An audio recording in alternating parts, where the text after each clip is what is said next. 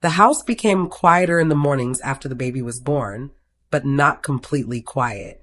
There was always the sound of a cat waiting outside the nursery door, paws shifting softly on the floor, listening for movement from inside. Wilbur was the first one there every day. He learned the routine before anyone meant for him to. Before the baby arrived, the cats moved through the house like they owned every corner of it. The bassinets, blankets, and small chairs appeared one by one, and the cats treated each new thing as part of their world. Bowie slept in the rocking bassinet. Jetson curled into the baby bouncer for afternoon naps. Someone was always sitting near the crib mobile, watching it turn slowly above them. The family laughed about it quietly while they prepared for a different kind of life. When Griffin finally came home, the house changed again. Bottles sat on counters. Laundry stayed unfolded longer. Lights turned on in the middle of the night. The cats watched all of it carefully from nearby chairs and hallway corners. At first, everyone moved slowly around each other. Wilbur was calm and curious. Bowie liked to stay close, but from a distance.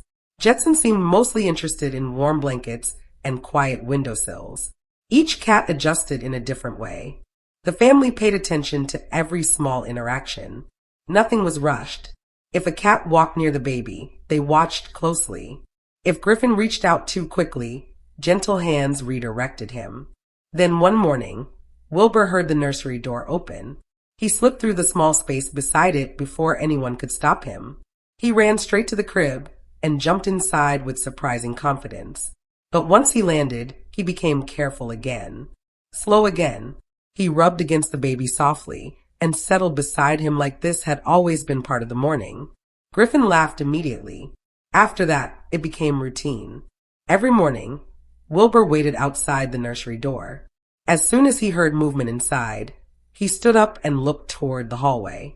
The second the door opened, he hurried in and jumped gently into the crib to greet his little brother.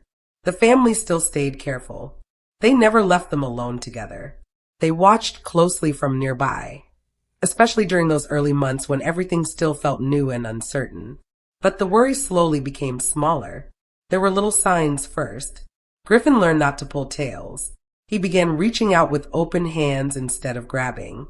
The cats stopped leaving the room when the baby made loud sounds. During bath time, one of them always sat nearby on the ledge, watching quietly.